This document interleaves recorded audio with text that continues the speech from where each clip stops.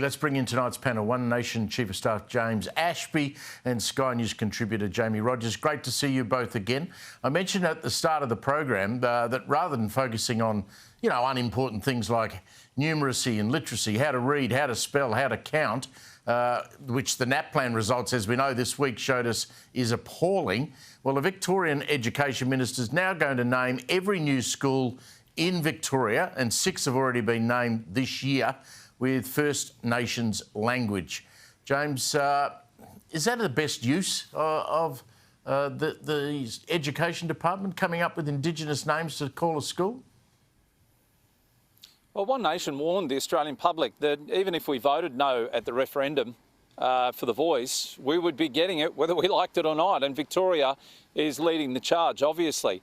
So whether we agree with it or not, it will continue. The problem is, Steve, no one really wants it. They say they've consulted, but who are those people they consulted with before introducing, I think they've got slated at least 26 schools for next year that they're going to use Aboriginal names for. You're right to suggest we've got a problem with numeracy, literacy across the country, but this is the number one focus of the Victorian government.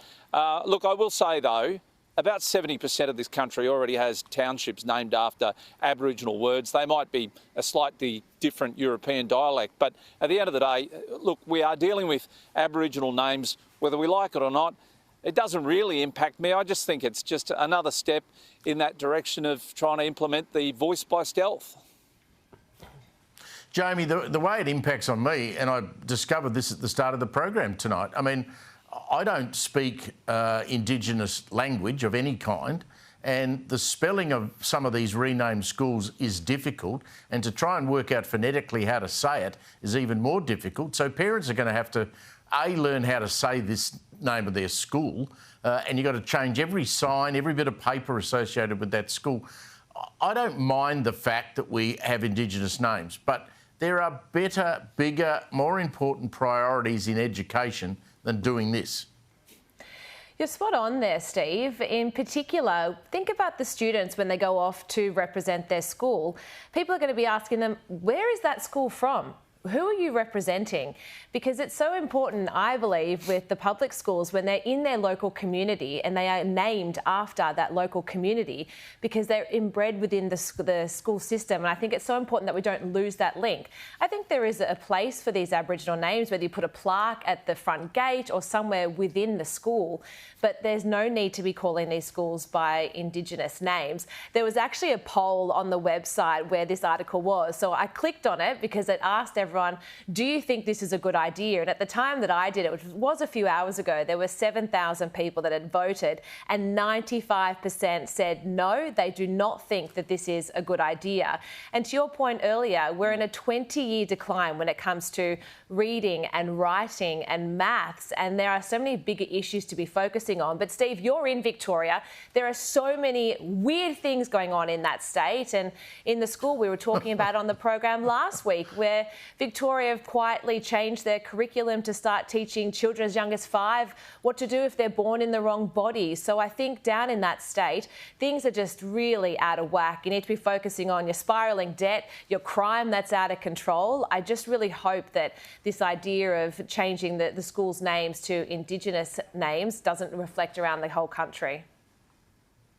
And the worst is to come. The Victorian government's in negotiations, secret negotiations that we're not allowed to know about, to strike a treaty with Indigenous Victorians, and it's costing millions of dollars, and no one in government's prepared to talk about it. Let's talk about work from home. Now, I can't be a hypocrite. I've worked from home because it's physically possible. I only did it during COVID and I didn't particularly like it, but I can work from home if I want to. But there's a new poll out that shows that roughly 2/3 of Australians support a new right to work from home. Now, to me, that seems pretty crazy. James, it shouldn't be your right. It should be a negotiated agreement between you and whoever's paying you to work for them as to whether you work from home or go to the office, shouldn't it? And the challenge is if you let one person within your workplace work from home, you set a very dangerous precedent, and therefore other staff can quite literally say, well, I demand for it to work from home, and if you don't allow me to, I'm off to the Fair Work Commission to form to lodge a formal complaint. And this is the snowball effect that businesses are going to have to face. Look, I'll admit I work from home a large portion of my time, but I'm one of these disciplined people who actually can work from home. I know a lot of people, I've got a partner that can't work from home. It's just, it's impossible. They don't like doing it. And secondly, their job doesn't permit it that well. So it should be, as you point out, a negotiation between the employer and the employee. And if it doesn't suit the employer, suck it up, people. You have to go to work. That's what you're paid to do. Go to work. You get paid at the end of the week. And these 4-day weeks, Steve, I can't agree with that. Not here in Queensland anyway. I don't think it works. And we already give 11 days a year public holidays. How much more do workers honestly want from their employer? You'll send them broke. And Jamie, the impact of this is really easy to see. I mean, when I come into the city of Melbourne on a Monday, the traffic's bad and you can't find car parks. You come in here on a Tuesday, Wednesday, Thursday, there's no one here. And then you come in on a Friday and it's busy again. So our big cities are being hollowed out post-COVID. I just feel for those poor people running, you know, a dry cleaning shop, a boot studding place, a cafe, a coffee shop. I mean, they must be tearing their hair out that there's no one in town. Yeah, that's the same story here in Sydney, Steve, although ours is the opposite. Mondays and Fridays are dead here in the city, and Tuesday to Thursday is when people are in the office. I think this is a bigger problem here, Steve, in terms of the union stepping in to trying to make the work from home legalised, and also that 4-day working week that James was just mentioning.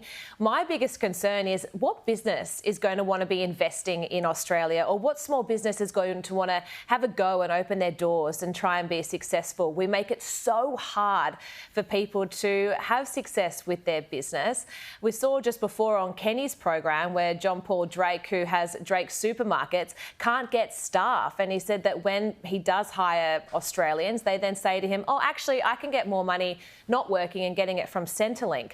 So we're just on this real slippery slope right now, Steve, where productivity is shot. In the past 2 years, 80% of the jobs that have been created have been in that non-market sector where productivity is at a 20-year low.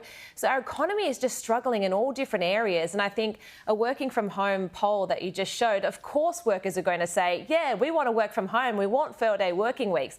But the reality is so much more serious. We're becoming a nation that doesn't want to work, and we need to be turning this around really quickly. I wish this economic reform that's happening right now could address these sort of problems, because we're certainly heading towards very dire times, Steve, if it doesn't turn around.